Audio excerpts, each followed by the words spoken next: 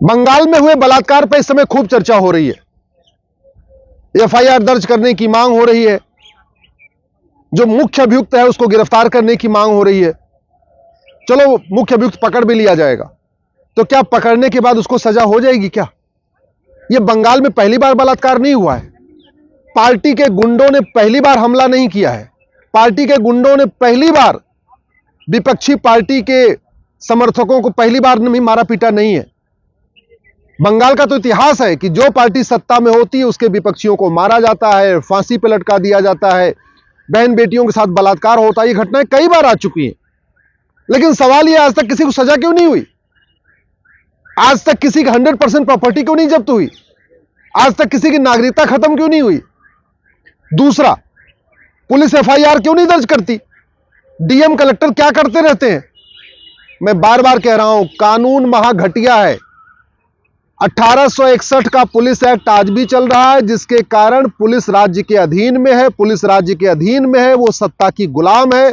जैसे पुलिस पहले अंग्रेजों के इशारे पे नाचती थी, आज तक रूलिंग पार्टी के इशारे पे नाचती है।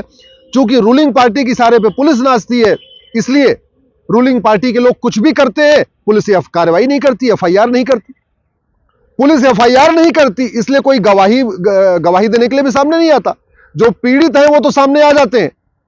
जैसे संदेश खाली में महिलाएं तो कह रही उनके साथ गलत हुआ, उनके साथ बलात्कार हुआ है, लेकिन अल्टीमेटली मुकदमा कोर्ट में चलेगा। कोर्ट में चलेगा तो कोई गवाही देने नहीं आएगा। जब गवाही देने नहीं आएगा तो दोबारा जो बलात्कारी हो तो छूट जाएगा।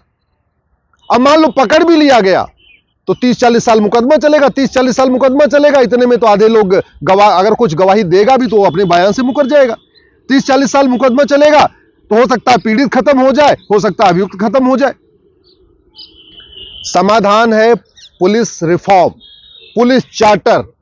अगर हम अराजकता को रोकना चाहते हैं, हत्या बलात्कार को रोकना चाहते हैं, तो हमें पुलिस चार्टर लागू करना पड़ेगा।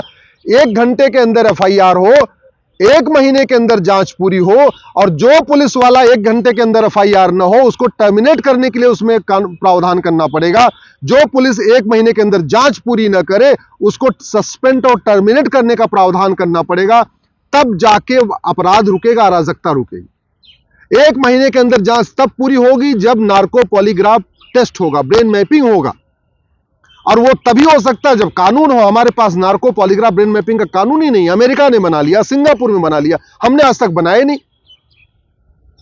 और चलो एक बार पुलिस ने एफआईआर भी कर लिया, पुलिस ने जांच पूरी कर लिया, सजा तो कोर्ट देगी।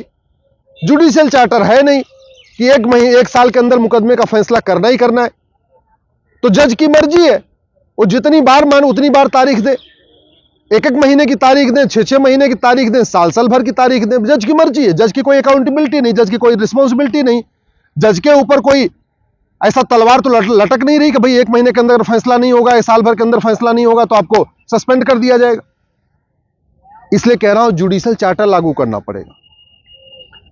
आखिर ये डीएम, ये कलेक्टर सत्ता के गुलाम क्यों है?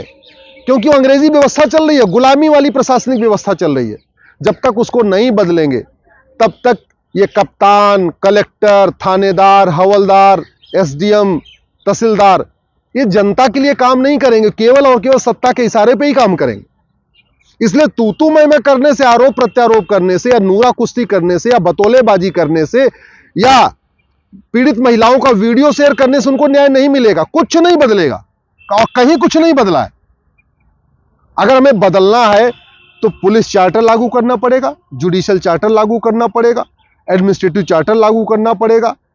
आपके लिए सबसे इंपॉर्टेंट है कि भारत में पहली बात तो ये जो जितने नेता हैं, ये जो जमीन लूट रहे हैं, ये पकड़ में इसलिए नहीं आ रहा है कि वो अपने नाम पे जमीन नहीं खरीदते हैं। वो अपने नौकर के नाम पे खरीदेंगे, साले के नाम पे खरीदेंगे, बहनोई के नाम पे खरीदेंगे। तो प्रॉपर्टी को आधार से लिंक करना पड़ेगा। प्रॉपर्टी को आधार से लिंक नहीं करेंगे तो पता कैसे चलेगा किस नेता के पास कितनी प्रॉपर्टी है? ऐसे ऐसे नेता हैं जो चप्पल पहन के घूमते हैं, 200 रुपए का कुर्ता पैजामा, और हैं 2000 करोड़ के मालिक। जनता को दिखाते हैं तो बड़े गरीब हैं, चप्पल पहनते, और सच्चाई है कि 2-2 हजार करोड़ के मालिक है। तो वो तभी पकड़ में आएगा ना जब प्रॉपर्टी को आधार से लिंक किया जाएगा, जब फंडिंग जो हो रही है इनको, और ये जो पैसा बाहर भेजते हैं।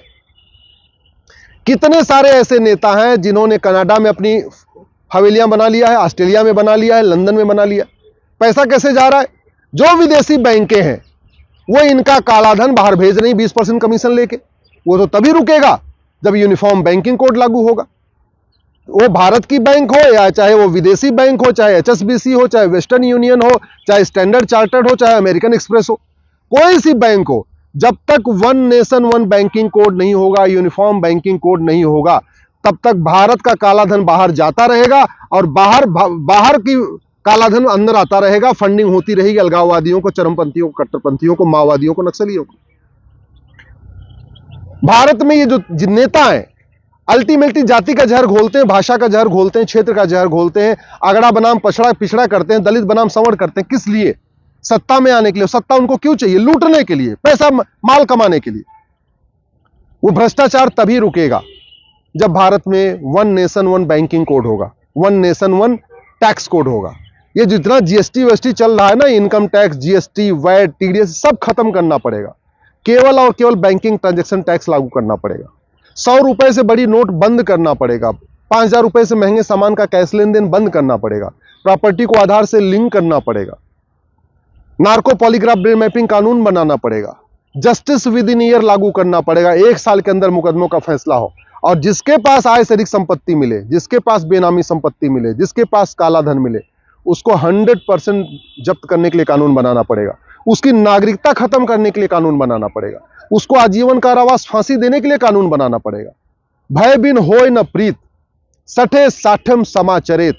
ये जो अराजकता फैली है, चाहे वो बंगाल में अराजकता फैली हुई है, या माओवादी जो अराजकता फैलाते हैं, नक्सली अराजकता फैलाते हैं, या जिहादी अराजकता फैला रहे हैं, या मिशनरी अराजकता फैलाते हैं, अलगाववादी जो कुछ करते हैं, वो इसलिए कर रहे हैं क्योंकि भारत में जस्टिस विद इन ईयर नहीं है। न 1 घंटे में FIR लिखा जाता है, न 1 महीने के अंदर जांच पूरी होती है, न साल भर के अंदर फैसला होता है। आज तक 75 साल में किसी एक भी नेता की, जिहादी की, माओवादी की, नक्सली की नागरिकता नहीं गई। आप गूगल करके देख लीजिएगा। एक भी, किसी एक भी हत्यारे की, बलात्कारी की, अपहरण करने वाले की, फिरौती लेने वाले की, या अलगाववादी की, या आतंकवादी की, या जिहादी की, या उन्मादी की, या पत्थरबाज की नागरिकता आज तक गई नहीं। कैसा कैसा हमने कानून बना रखा है। जब तक नागरिकता खत्म नहीं किया जाएगा और भ्रष्टाचार को देशद्रोह घोषित नहीं किया जाएगा, किसी भी कीमत पे भ्रष्टाचारियों को, बलात्कारियों से कम सजा नहीं होनी चाहिए। अल्टीमेटली जो बलात्कारियों का संरक्षण करते हैं ये नेता, सफेदपोश नेता, और सफेदपोश नेताओं के पास बहुत काला धन है, बेनामी प्रॉपर्टी है, आय से अधिक संपत्ति हजारों करोड़ की।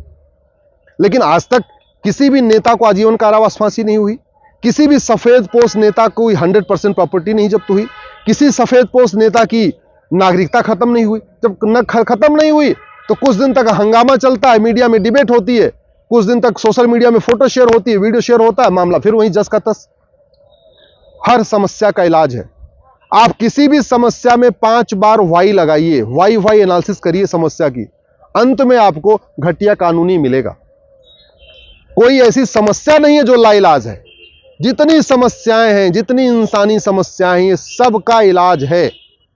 हम भगवान राम या भगवान कृष्ण या भगवान बुद्ध या भगवान महावीर की दी हुई समस्या से परेशान नहीं है। हम गर्मी से या बाढ़ से या धूप से या सुनामी से परेशान नहीं है।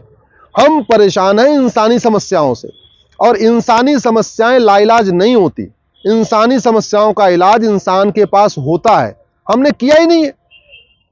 न पुलिस रिफॉर्म किया, न जुडिशियल रिफॉर्म किया, न टैक्स रिफॉर्म किया, न इलेक्शन रिफॉर्म किया, न एडमिनिस्ट्रेटिव रिफॉर्म किया, न एजुकेशन रिफॉर्म किया। कोई रिफॉर्म किया ही नहीं। सरकारें आ रही हैं, बदल रही हैं, सरकारें जा रही हैं, सांसद बदल रहे हैं, विधायक बदल रहे हैं, मंत्री बदल रहे हैं, मुख्यमंत्री बदल रहे हैं, सुप्रीम कोर्ट के जज बदल रहे हैं, राष्ट्रपति बदल रहे हैं, सब बदल रहे हैं। कानून नहीं बदल रहा है, और कानून नहीं बदल रहा है इसलिए समस्या नहीं खत्म हो रही, समस्या कम नहीं हो रही, अराजकता कम नहीं हो रही है। अगर ये बात आप मेरी बात से सहमत हैं, इस वीडियो को अधिक से अधिक शेयर करिएगा।